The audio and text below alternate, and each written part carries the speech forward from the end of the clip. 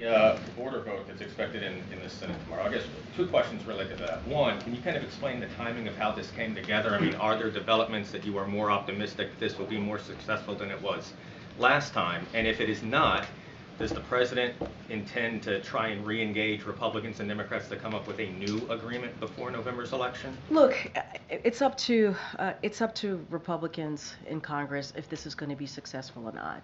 As I stated, it took several months to come to this bipartisan agreement, obviously coming out of the Senate. We have said over and over again, we believe if the president has an opportunity to sign this into law, it will be the toughest and the fairest legislation to deal with a broken immigration system that's been broken for decades. And we have not seen a legislation like this in some time. And so we believe it's important to move that forward. On day one, the president put forth a comprehensive immigration legislation. Nothing happened for 3.5 years. And so we got to work, and at the beginning of this year, we were able to make something happen.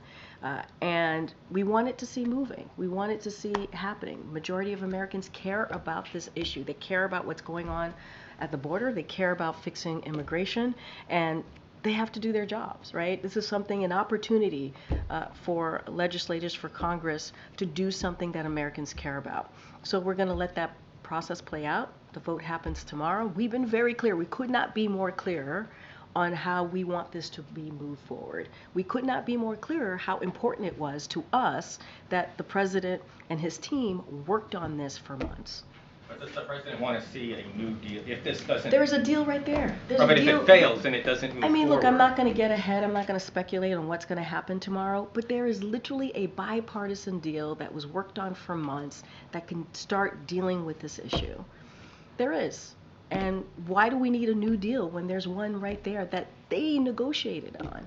With our help, obviously, we were part of that, but there's a deal that could deal with a broken immigration system and the challenges at the border. They should move forward on it. Is he Go ahead. conferring